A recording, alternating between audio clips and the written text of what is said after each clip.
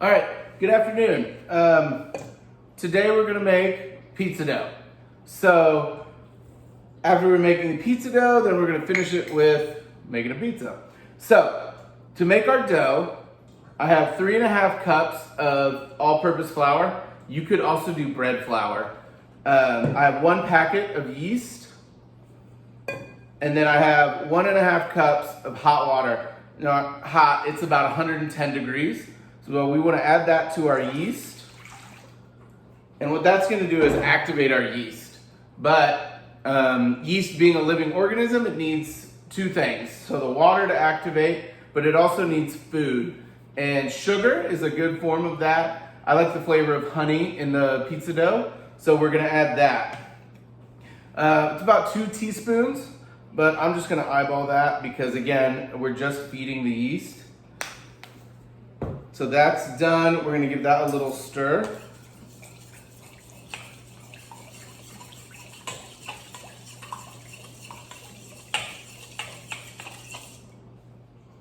Okay, now we need some olive oil and salt.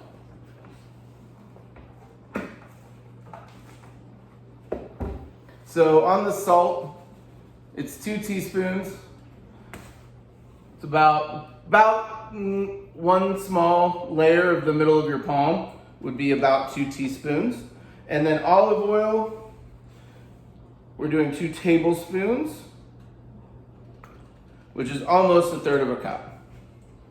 And the olive oil is not the end of the world. That's mostly a flavoring. It also helps it not to stick. It doesn't really do much in the dough.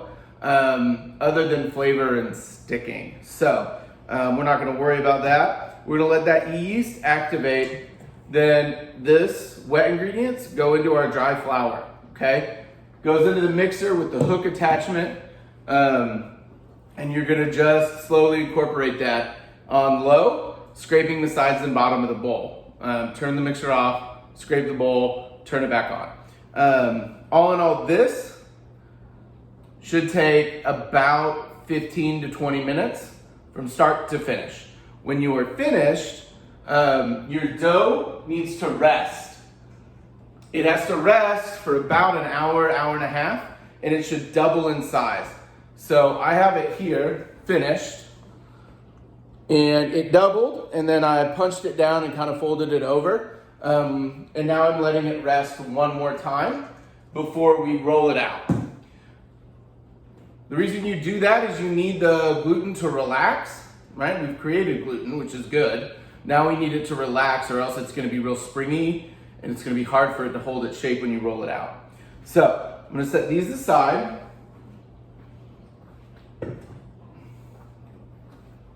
And we're gonna work on getting our dough, okay? So just some flour. And again, very lightly dusted. You see people like hammer their workspace with flour when they're making a dough. All that does is it adds more more flour to your dough. And at that point, you're gonna struggle with the texture of your bread, which is what this is. So, break your dough in half.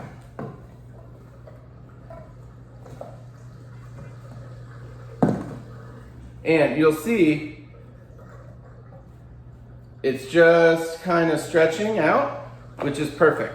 I'm not going to use a roller because I like a more rustic pizza, and I don't need it super thin either. I want this dough to have some chew, some bite, some tooth to it. So once you've kind of gotten it spread out, and see how it's springing back a little? It's because I could have let it rest a little longer. It's fine, but that's what that dough's telling you. Because we don't have a brick oven, and we're making this in a regular oven, we're gonna set the temperature to 500 degrees, okay? And then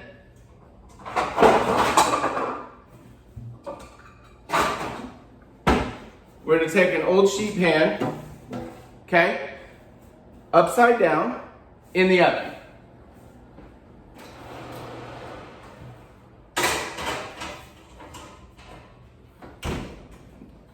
And we're gonna do that because as that heats up, okay, that flat bottom of that sheet pan, what we're doing is when we lay this dough in there, it's gonna act kind of like a brick oven. It's gonna get us a really good crust on the bottom and then allow the top to bake and puff and expand from the gluten, etc., to make that like really good chewy pizza dough. So we have pre-made our toppings for this in that I made a marinara and I'm gonna do cheese and pepperoni. So very simple pizza. We're gonna talk about finishing a pizza and then we're gonna brush the crust and then that goes in the oven with no toppings on it. And that's gonna be really important because of how we're baking this pizza.